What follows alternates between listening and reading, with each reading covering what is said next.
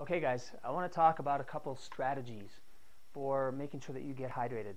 I really want to focus on some of the things that I've learned or I've been taught and I've put into my lifestyle, and I know that if you can do some of these things yourself, then you're going to be much better off for a long time.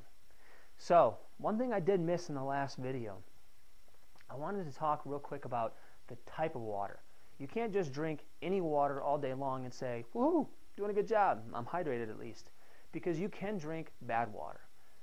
And I would say that, drinking bad water is probably better than drinking no water, but it's not what you really need to be doing. You need to be drinking good, clean water in large amounts.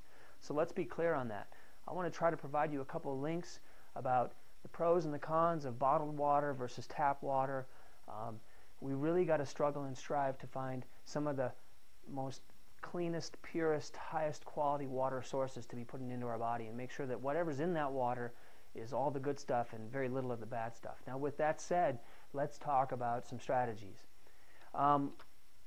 Make no mistake about it, there's a lot going on when you're sleeping, and by that I mean there's a lot of cellular function going on. As we talked about in week 1, there's a lot of repair and rebuilding going on in cells. Cells are dying and turning over, they're replicating. Muscle cells are repairing damage. Old liver cells are dying off and new liver cells are being created. There's a lot of work going on when you're sleeping. Why do I say that? Because when there's work going on, there's water being used. So when you wake up in the morning, even if you had enough water the day before, you're dehydrated. At least a little bit, at least more so than when you went to sleep. Now here's where a lot of people get themselves in a pickle. They're chronically dehydrated, going to bed, they're burning all their water, they're waking up and they're not rehydrating right away, and they go through another day of not taking in just enough water. It's just a vicious cycle where they get themselves in such a deep deficit. So how do we get ourselves out of that deficit? How do we make sure that we don't ever get into that deficit again? Or at least how do we do our best job there? So I know that when I wake up, I am more dehydrated than when I went to sleep, even though I drink a lot of water at night before I go to bed.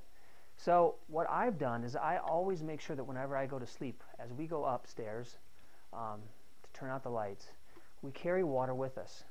Whatever glass, whatever medium you want, just put water in something and take it with you to bed and put it somewhere so that it's easily accessible when you wake up in the morning.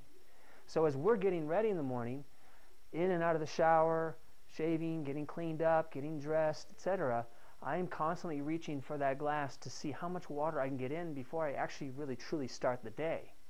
So before I have breakfast, have tea or coffee or anything else goes into my body, water goes in first. If your body could talk to you and ask for one important thing in the morning, at the start of your day, it would be water. It wouldn't ask for anything else other than that. Despite what some of you might believe, you think your body probably needs caffeine or something else like that. Not true. You need water, okay?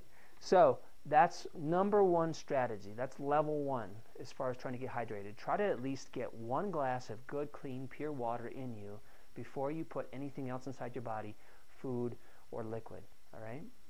That's a good start. Now, level 2 might be something along the lines of maybe a little bit bigger glass, where maybe you even have some sort of liquid vitamin that you could dump in there. That's another point all aside. But try to get a little bit more than 1 glass in you before you actually get off to work, etc. Now, what we want to do is, level 2, is you are trying to get some sort of container where you can be responsible. You can be accountable for how much water you're putting in your body throughout the day. If you can't track it, if you can't measure it, you can't do anything about it, you can't change it, and chances are you're just opening the door for a lot of problems. So one of the things is I always have these big bottles, and I always know that my main goal is to have 2 or 3 of these per day. So if I don't carry my bottle around, I don't know how much water I'm drinking. I don't know about you guys, but I'm busy, and I just don't have time to have tally marks on how many ounces of water I drink per day or how many glasses I drink. So this is probably the number 1 strategy I'm going to give you guys in terms of hydration, is you got to count, but do it easy. Just fill up 1 of these. Make sure you have 1 of them done by noon. Fill it up again. Make sure you have it done by dinner. Fill it up again and try to get some of it down before you actually go to sleep, and or get to it as soon as you get back up in the morning, okay? So that's level 2 hydration, is really track how much you're drinking.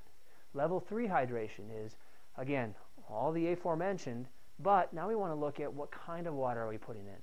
Now that we're taking in the right amounts, 2 to 3 of these per day, again, I didn't mention this, but take however many pounds you are, your average weight, divide it in half, and that's how many ounces you should be drinking a day.